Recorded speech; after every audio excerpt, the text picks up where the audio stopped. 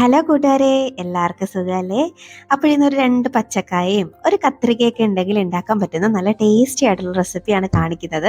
അപ്പോൾ ഇതെങ്ങനെ ഉണ്ടാക്കുന്നത് കണ്ടു നോക്കാം.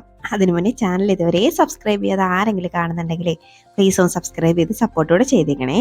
അപ്പോൾ അതാണ്ട് ഞാനിവിടെ 2 പച്ചക്കായ എടുത്ത് ഇതുപോലെ നീളത്തിലൊന്ന് അരിഞ്ഞെടുത്തിട്ടുണ്ട്. അപ്പം ഇതുപോലെ തന്നെ ഒന്ന് അരിഞ്ഞെടുക്കാൻ ശ്രദ്ധിക്കണേ. ഇതിനി വെള്ളത്തിലിട്ട് വെച്ചേക്കാണ്. കാരണം എന്ന് വെച്ച് കഴിഞ്ഞാൽ വെള്ളത്തിലിട്ടില്ലെങ്കിൽ ഇതിൻ്റെ കളറൊക്കെ മാറി വേറൊരു രീതിയിലെത്തും.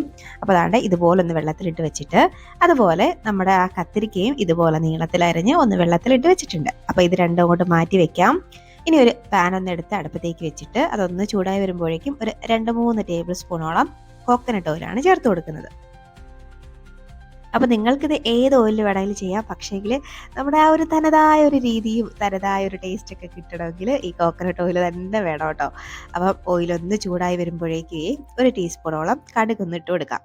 അപ്പോൾ കടുകൊന്ന് പൊട്ടി വരുമ്പോഴേക്കും ഇതിലേക്ക് ഇനി ഒരു ടീസ്പൂണോളം ചെറിയ ജീരകം ഉണ്ടല്ലോ അതും ചേർത്ത് കൊടുക്കാം. കൂടെ കുറച്ച് കറിവേപ്പിലയും കൂടെ ചേർത്ത് കൊടുക്കുന്നുണ്ട്. ഇനി ഇതിലേക്ക് ഒരു സവാള ഒന്ന് എടുത്ത് നീളത്തിൽ അരിഞ്ഞെടുത്തതാണ്. കുറച്ച് കനം കുറച്ച് അരിയാണെങ്കിൽ അത്രയും നല്ലത് കേട്ടോ. അപ്പോൾ ഇനി ഇത് നന്നായിട്ട് ഒന്ന് വഴറ്റിയെടുക്കാം. ജസ്റ്റ് ആ ഒരു കളറൊക്കെ ഒന്ന് മാറി വരണം, അത്രേ ഉള്ളൂ. ഒരുപാട് നിറം മാറ്റി എടുക്കണ്ട. ഒന്ന് വെന്ത് വരുമല്ലോ, ഒന്ന് ട്രാൻസ്പെറൻ്റ് ആയിട്ട് വരുമല്ലോ, ആ ഒരു പാകം, അതാണ് നമ്മുടെ പാകം എന്ന് പറയുന്നത്. അപ്പോൾ അതുവരെയും ഒന്ന് വഴറ്റിയെടുക്കാം.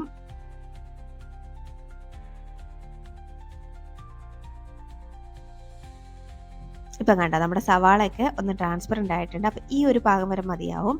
ഇനി ഇതിലേക്ക് നമ്മൾ അരിഞ്ഞു വെച്ചേക്കുന്ന ആ പച്ചക്കായ ഉണ്ടല്ലോ അതങ്ങോട്ട് ചേർത്ത് കൊടുക്കാം. ഇനി വീണ്ടും ഒന്നങ്ങ് വഴറ്റിയെടുക്കാം. ഇതുപോലെ ഒന്നങ്ങ് വഴറ്റിയെടുക്കുന്നുണ്ട്. അപ്പോൾ ഈ ഇതൊക്കെ അരിഞ്ഞെടുക്കുമ്പം ഈ ഷേപ്പിൽ തന്നെ ഒന്ന് അരിഞ്ഞെടുക്കണം കേട്ടോ. അതാണ് ആ ഒരു ഭംഗി, കാണുമ്പോൾ ഉള്ളൊരു ഭംഗിയും എന്തോ ഒരു പ്രത്യേക ടേസ്റ്റൊക്കെ തോന്നും കേട്ടോ. ഇങ്ങനെ ഒന്ന് അരിയുമ്പോൾ ശരിക്കും പറഞ്ഞാൽ ടേസ്റ്റിന് വ്യത്യാസമൊന്നും ഉണ്ടാവില്ല ഏത് രീതിയിൽ അരിഞ്ഞെടുത്താലും. പക്ഷേങ്കിൽ ഒരു ഭംഗി കൂടുതലാണ് ഇങ്ങനെ അരിയുമ്പോൾ. അപ്പോൾ അതാണ്ട് നല്ലപോലെ ഒന്ന് അങ്ങ് മിക്സാക്കി എടുത്തു കഴിഞ്ഞിട്ട് ഇനി നമുക്കിതിലേക്ക് ഇത് വേവാനും പാകത്തിന് വളരെ കുറച്ച് വെള്ളവും കൂടെ ചേർത്ത് കൊടുക്കാം. അപ്പോൾ ഈ പച്ചക്കായ്ക്ക് കത്തിരിക്കയേക്കാൾ കുറച്ചും കൂടെ വേവ് കൂടുതലാണ്. അതുകൊണ്ടാണ് ആദ്യം ഇതൊന്ന് വേവിച്ചെടുക്കുന്നത്. അപ്പോൾ ഈ വെള്ളവും കൂടെ ചേർത്തിട്ട് ജസ്റ്റ് ഒന്നങ്ങ് മിക്സാക്കി നമുക്ക് ഇതൊരു പകുതി വേവ് ആവുന്നത് വരെയും ഒന്ന് അടച്ച് വെക്കാം. അപ്പോൾ ഇത് അവിടെ നിന്നൊന്ന് വേവട്ടെ. അപ്പോൾ ഇടയ്ക്കിടയ്ക്ക് ഒന്ന് ഇളക്കിയിട്ടൊക്കെ കൊടുക്കണം കേട്ടോ. പ്രത്യേകിച്ച് ഇത് നോൺ സ്റ്റിക്ക് ഒന്നും അല്ലാത്തതുകൊണ്ട് അടിക്കൊക്കെ പിടിക്കും. കണ്ടോ ഇപ്പോഴും നമ്മുടെ പച്ചക്ക ഒരു പകുതി വേവായിട്ടേ ഉള്ളൂ. വെള്ളമൊക്കെ ഇനിയും വറ്റാനുണ്ട്. അപ്പോൾ ഈ ഒരു സ്റ്റേജ് എത്തുമ്പോഴേക്കേ ഇനി ഇത് ജസ്റ്റ് ഒന്നും കൂടെ അങ്ങ് വഴറ്റിയിട്ട് നമുക്കിതിലേക്ക് നമ്മുടെ കത്തിരിക്കയും കൂടെ ചേർത്ത് കൊടുക്കാം.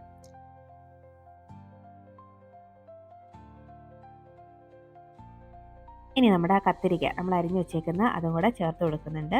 വീണ്ടും ജസ്റ്റ് ഒന്നും കൂടെ അങ്ങ് വഴറ്റിയെടുക്കാം എല്ലാം കൂടെ.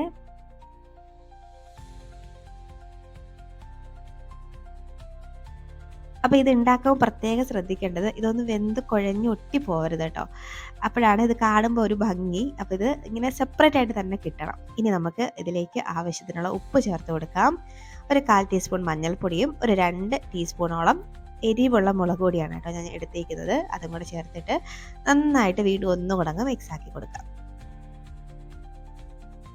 നിങ്ങൾക്കിതിൽ പച്ചമുളകൊക്കെ വേണമെങ്കിൽ ചേർക്കാം. ഞാനിതിൽ പച്ചമുളകൊന്നും ചേർക്കുന്നില്ല. ഇതുപോലെ ഒന്നങ്ങ് മിക്സാക്കി കൊടുക്കാം. ഇനി നമുക്കിതൊന്ന് അടച്ച് വെച്ചിട്ട് നന്നായിട്ട് ഒന്നങ്ങ് വേവിച്ചെടുക്കേണ്ടതായിട്ടുണ്ട്. കാര്യം നമ്മൾ കത്തിരിക്ക ഒന്നും വെന്തിട്ടില്ല, അതുപോലെ പച്ചക്കായ കുറച്ചും കൂടെ വേവാനുണ്ട്. അപ്പോൾ ഇതുപോലെ മിക്സാക്കി വീണ്ടും നമുക്കൊന്ന് അടച്ച് ഒരു 6-7 മിനിറ്റെങ്കിലും ഒന്ന് വേവിക്കാൻ വെക്കണം. ഇടയ്ക്കിടയ്ക്ക് ഒന്ന് ഇളക്കിയിട്ടൊക്കെ കൊടുക്കണം കേട്ടോ. അപ്പോൾ അതാണ്ട് ഒരു 6-7 മിനിറ്റ് ആയിട്ടുണ്ട്. നമുക്കൊന്ന് ഓപ്പൺ ചെയ്ത് നോക്കാം. നമ്മുടെ പച്ചക്കായയും വഴുതനങ്ങയൊക്കെ നല്ല അടിപൊളിയായിട്ട് വെന്ത് വന്നിട്ടുണ്ട് കേട്ടോ. അപ്പം ഞാൻ ഈ ഇടയ്ക്ക് വഴുതനങ്ങയും കത്തിരിക്കയെന്ന് മാറ്റി മാറ്റി പറയുന്നത്, ഇനി അതിൻ്റെ പേരിൽ ആരും എന്നെ തെറി വിളിക്കണ്ട. ഞങ്ങളുടെ നാട്ടിലെ രണ്ടും പറയും കേട്ടോ ഇതിന്. അപ്പോൾ അതുകൊണ്ടാണ് ഞാൻ അറിയാതെ ഇങ്ങനെ നാവിൽ കയറി വരുന്നതാണ്. ഇനി ഫൈനലി കുറച്ച് തേങ്ങയും കൂടെ ചേർത്ത് കൊടുക്കാം. തേങ്ങ ചേർക്കണമെന്ന് നിർബന്ധമില്ല, നിങ്ങൾക്ക് വേണമെങ്കിൽ ചേർക്കാം. പക്ഷേ തേങ്ങ ചേർക്കുമ്പോൾ ഒരു പ്രത്യേക ടേസ്റ്റാണ് കേട്ടോ. അപ്പം തേങ്ങയും കൂടെ ചേർത്ത് ജസ്റ്റ് ഒന്നങ്ങ് മിക്സാക്കി കഴിഞ്ഞാൽ നമുക്ക് ടേസ്റ്റി ആയിട്ടുള്ള ഒരു അടിപൊളി മെഴുക്കുവരട്ടിന്നോ തോരനോ അല്ലെങ്കിൽ എന്ത് വേണമെങ്കിലും പറയാതെ റെഡി ആയിട്ടുണ്ട്. നല്ല ടേസ്റ്റാണ്. തേങ്ങ ചേർത്ത് ഒരുപാട് നേരിട്ട് വേവിക്കേണ്ട ആവശ്യമൊന്നുമില്ല കേട്ടോ. അപ്പോൾ ഇത്രയേ ഉള്ളൂ. നല്ല ടേസ്റ്റി ആയിട്ടുള്ള നമ്മുടെ ഒരു വഴുതനങ്ങ പിന്നെ പച്ചക്കായ ഫ്രൈ ഇവിടെ റെഡി ആയിട്ടുണ്ട്. അപ്പോൾ നിങ്ങൾ ഇതുവരെയും ഇങ്ങനെ ട്രൈ ആക്കി നോക്കിയിട്ടില്ലെങ്കിൽ ഉറപ്പായിട്ടും ട്രൈ ആക്കി നോക്കിക്കോളൂ, എന്തായാലും ഇഷ്ടമാവും കേട്ടോ. അതുപോലെ വീഡിയോ ഇഷ്ടമായി ലൈക്ക് ചെയ്യാനും മറക്കരുത്. അപ്പോൾ ഇനിയൊരു റെസിപ്പിയുമായിട്ട് വീണ്ടും കാണാം. അതുവരേക്കും ബൈ, താങ്ക്സ് ഫോർ വാച്ചിങ്.